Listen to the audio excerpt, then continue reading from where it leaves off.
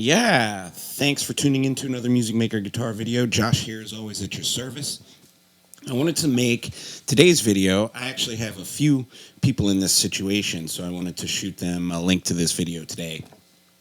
But I've wanted to cover what do you do on your first lesson and just kind of getting started. And where I always start with everybody is just making tones.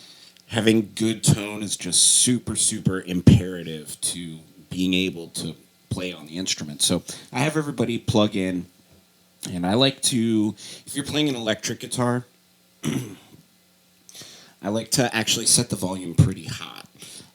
So I'll turn the treble up, bass down, middle in the middle, and no reverb, no effects, no anything like that. And then the volume actually really high, and then the volume knob on the guitar not so high. So I'll kind of get that as a bass tone. So you'll hear this, and I have everything turned off effects-wise. Even though I'm recording into Ableton, everything in there is clean. Just a little bit of EQ rolling off some of the bass signal, that's it.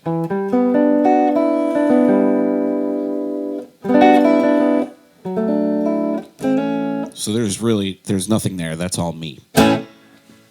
So to start, we just simply make tones. And what I like to do is start on the D string, because I think there's something about choosing a middle string. This is all made of wood, and strings are made to vibrate on the wood, right, for a guitar to work. So if you create a vibration, right, it's actually going to kind of create other vibrations on all the other strings too. So I like to practice just controlling that and making sure only the one string is making noise and that there's no other extra noise. You usually have to do something with your right hand, or a combination of like muting with your left hand and maybe right hand also a little. But I'm just going up, playing first position, second, third, fourth, all four fingers, because you want to have even tone all the way through. And there's a couple of extra nuanced things that I typically go through. I want to typically listen to my students do this first, so I'm just kind of showing how to do it, but I want to hear you play this, right? And what I'm looking for is really, really even volume, even tone, not playing too over with your pick, right? Not saying too extra. Just really keeping things in a pleasant sounding range. You can always get a little bit more bite with like coordinating your attack.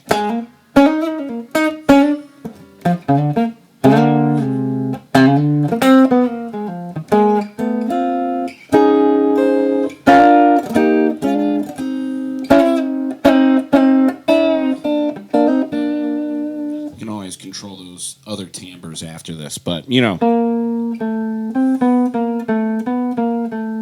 just getting up and down the neck, being able to transition is a really, really important thing to be able to do. So something that I even still practice a little bit to this day is just getting a good even tone, and especially if I'm playing with a different guitar or something, I'll use this exercise to just kind of even myself out and make sure that my sound is coming through and it's not all the guitar.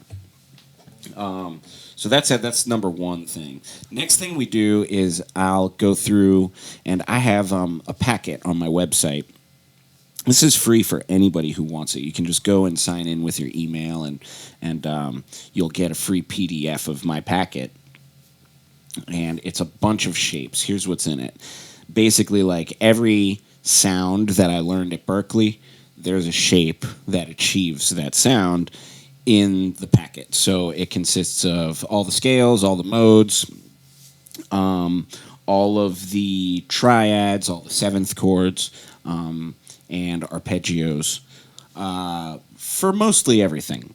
Anything that's not there, if you figure out how to play the information in a packet in a kind of a really deep way, actually any of the other sounds are pretty easily achievable. You have to do a little bit of mental math to get there, but you know, if you think about it, then it's actually not hard. And by the point you reach mastering and knowing what all those sounds are, it actually becomes pretty easy to make that calculation.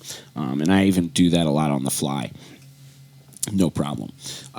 So that said, the packet's there. Now, any guitar teacher can give somebody, guitar shapes.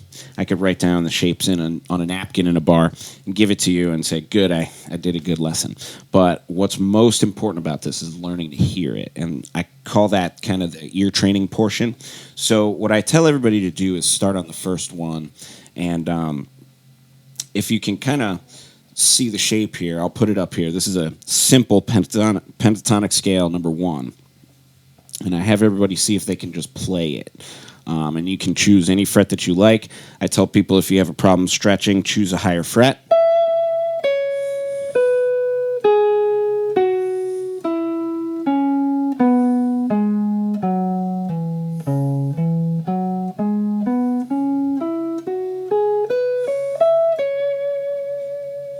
Or if you feel like it's maybe easier to read it, maybe you can choose lower frets.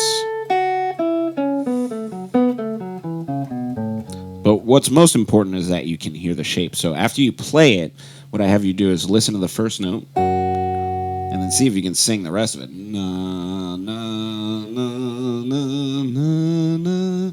If you can sing the rest of it, then you can start to find how to play it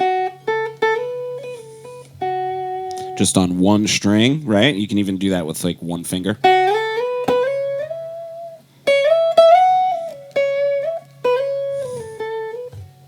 The important part about singing it is that you kind of know when you're going to make a mistake. So, like, that's kind of the inevitable thing is when you're in the practice room and you're just learning the thing. I know I make it seem like it's maybe like kind of an easy thing to do here, but a lot of people, they struggle with this stuff. And the problem is when you're in a practice room and you make a mistake, that sounds actually like right. Like that sounds pretty. That sounds nice. It's not a pentatonic scale, and it's not the skill that we're working on at this time. So it doesn't help us understand that, even though it sounds nice. So knowing what it sounds like,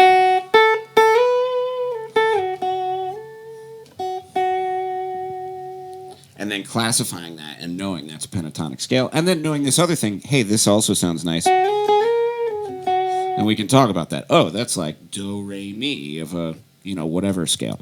Or you could classify that as any number of other things, and we'll get into that later. But anyways, that said, really we just start with that information. So here's how we actually play it. And here's how I read anything that's in the packet is I have 6 strings. You go up and down. You can see over here on the screen. Everything goes up and down. That's a string. And it's basically a picture of the guitar. Just held like this. Right? So 6th string, 5th, 4th, 3rd, 2nd, 1st. So everything's mapped out right there in the packet like that. And then the frets, you can see, are the lines that go across. Every shape that I have written out is movable. So you can do these from any position, just like we did this.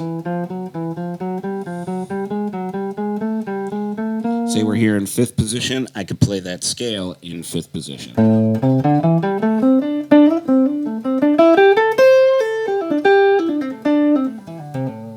And I could play that as home.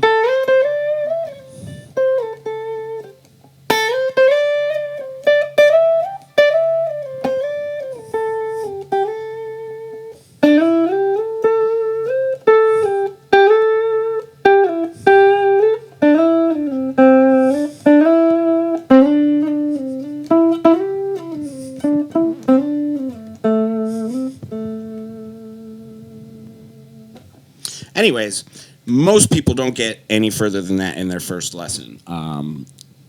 But some people get into playing some chords and stuff. If we get there, then we'll get there. But I think that's a good foundation for anybody who's just first starting. I do find that playing single notes and learning how to navigate this part when you really, really get serious about studying is probably easier thing to do than to start studying chords.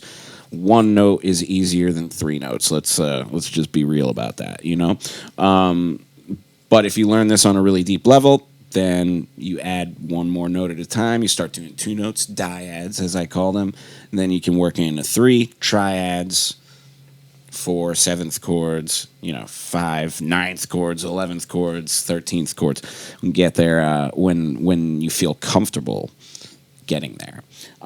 Anyways, that said, that's going to be all for this video. I'm going to go ahead and play my way out. Thank you for tuning in. And I want to, once again, say thank you to the new subscribers for tuning in. I see you out there. I'm getting these tracks done for the record once we reach 1,000 subscribers. Once this channel hits that number, we are going to drop it. And tracks are coming quick. So don't make me hold on to these things too long. Click the subscribe button. Click the bell. Make sure you subscribe. Make sure you tune in. And I'll see you tomorrow for Funky Friday. All right. Cheers.